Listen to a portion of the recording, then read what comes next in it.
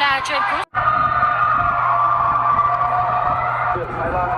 Magandang umaga, ngayon nga po ay bigyan natin ng preview game ang magiging laban nga ng Alas Pilipinas versus Escola ng Thailand. Escola, kayanin kaya ang Alas Pilipinas ngayon?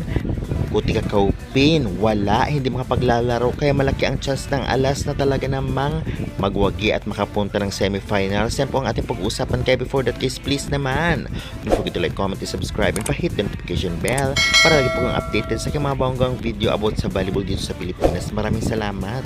Well, ang magiging laban nga ngayon ng Alas Pilipinas or Philippines ay laban nga sa Escola Thailand o under 21 age.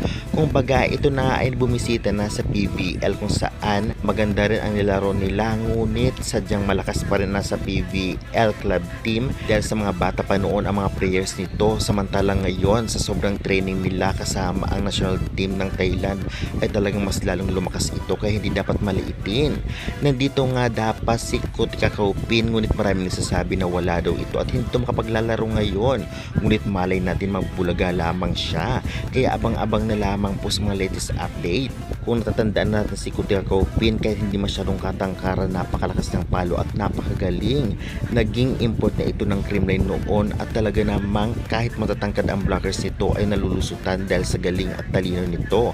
Kaya naman pasalamat ang Alas kung hindi sila makapaglalaro. Samantalang ang pinapakita naman ngayon ng Alas Pilipinas ay maganda rin kaya makipagsabayan din sa malalakas na team dito nga sa BTV. Kaya nga kailangan nilang maipanalo ito dahil malaki din ang chance nila dito dahil sa mga bata pa ang players nito. Ngunit alam naman nating grabe talaga ang in-improve ng Escola Thailand.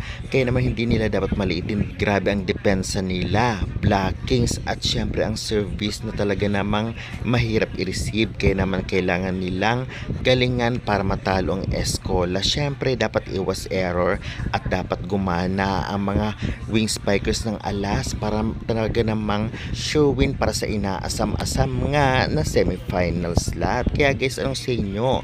Manalo kaya ang Alas Pilipinas sa Thailand? I-comment nyo na yan at huwag kalimutan mag-like, subscribe for more updates.